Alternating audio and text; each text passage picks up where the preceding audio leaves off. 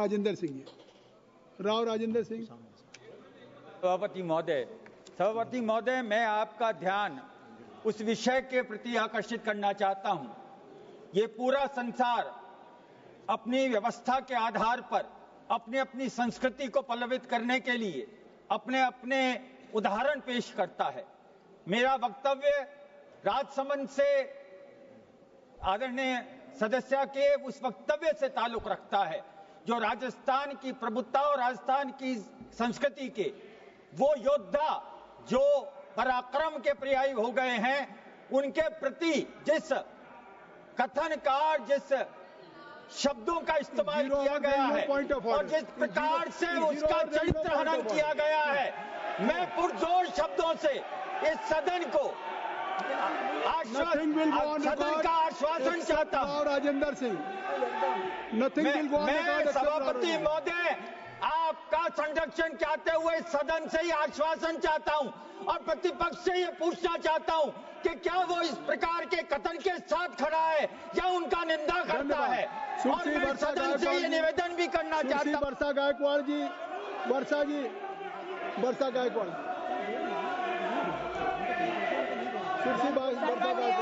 सम्मानीय सभापति महोदय, मैं अनुसूचित जाति, एससी और अनुसूचित जनजाति के उपयोजना का जो सब प्लान बजट को जो डाइवर्ट किया जाता है, उसका जो डाइवर्जन होता है, उसको रोकने के लिए और उसको कानूनी जो है वो दर्जा देने के लिए मैं यहाँ से आपसे मांग करना चाहती हूँ।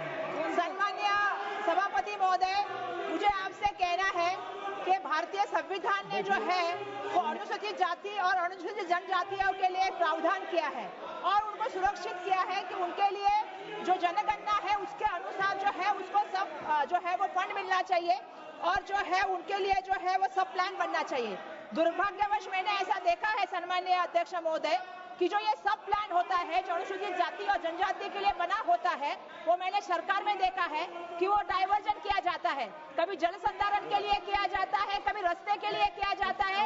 इस बार एक मिनट हो गया, लाडली बहन के लिए किया गया। तो मेरा कहना है उनके लिए जनरल बजट है। ये बजट समाज के लिए जो है वो समाज के शैक्षणिक, आर्थिक और सामाजिक।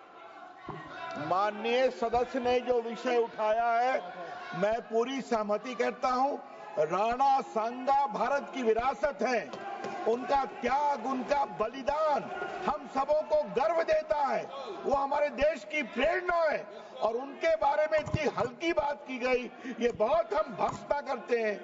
देश के महान प्रतीकों, चाहे वो शिवाजी हो, चाहे वो राणा सांगा हो, उनका अपमान नहीं सहेगा हिंदुस्तान। श्री एंटो एंटनी जी।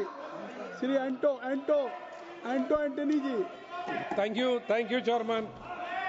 Chairman, I humbly request the government to implement the Sabri rail project immediately, as it is the most convenient mode of transport to the Sabarimala shrine. Sabarimala is one of the largest pilgrim centers in India, attracting millions of devotees in a short period of time. Every year, around 2-3 crore devotees visit the Sabarimala shrine during the pilgrimage season, which lasts from mid-November to mid-January. Over 60% of devotees rely on the railway to reach the shrine, with a significant majority from neighboring states such as Tamil Nadu, Karnataka, Andhra Pradesh and Telangana travelling by train to undertake their pilgrimage. Therefore, making this project a reality has been a long-standing demand of the people. Chairman, I request the government to extend the Sabri route to Adda to Trivandrum via Rani, Koni, Patravaram, Punalur, Anjar, Klimanur, Katakada and Balaramuram. It has come to my attention that compensation to the... Shri Naresh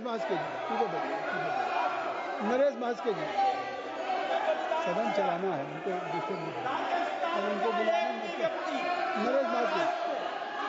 Naresh Bhaskar जी, आप बोलना शुरू करिए, आ जाएगा हमारे। Sir, मैं Konkan railway का भारतीय rail में विलय करने के बारे में सदन का लक्ष्य वेधना चाहता हूं। मैं इस सदन के माध्यम से एक अत्यंत महत्वपूर्ण विषय की ओर सरकार का ध्यान आकर्षित करना चाहता हूं। कोंकण रेलवे कॉर्पोरेशन लिमिटेड का इंडियन रेलवे में प्रस्तावित विलय कोंकण रेलवे की स्थापना 1990 के दशक का एक ऐतिहासिक कदम था, जिसने महाराष्ट्र, गोवा, कर्नाटक और केरल को जोड़ते हुए भारत के पश्चिमी तटीय क्षेत्र को नई गति दी। इंडियन रेलवे ने इसमें 51% पूंजी निवेश किया, बाकी हिस्सेदारी संबंधित राज्यों ने दी थी, परंतु जैसा कि मूल समझौते में उल्लेख था, 10 वर्षों के भीतर KRCL को इंडियन रेलवे में मर्ज होना चाहिए, लेकिन अभी तक इंडियन रेलवे में कोंकण रेलवे मर्ज नहीं हुई है। उसकी वजह से पैसेंजर और मालगाड़ियां शुरुआत नहीं कर रही है। वीर बंगलुरु मार्ग का दोहरीकरण नहीं हो रहा है क्योंकि फंड की भारी कमी है। देश की बाकी हिस्सों में रेलवे का केंद्र सरकार के बजटीय सहायता मिलती है, जबकि KRCL को एक अलग कॉर्पोरेशन होने के कारण समाप्त करें। अपनी मांग क्या है? आपकी मांग क्या है? वंचित हो रही है, इसीलिए तो मांग मैं रेलवे मंत्रालय को विनती करता हूं कि जल्द ही जल्द कोंकण रेलवे इंडियन रेलवे में विलय करे, श्री धर्मेंद्र यादव मर्ज करे, जिससे अध्यक्ष जी बहुत बहुत धन्यवाद। अध्यक्ष जी, आज आपके माध्यम से मैं सरकार का ध्यान देश के उन लोगों के लिए कराना चाहता हूं जो आजादी से लेके आज तक लगातार उपेक्षित हैं, शोषित हैं, पीड़ित हैं।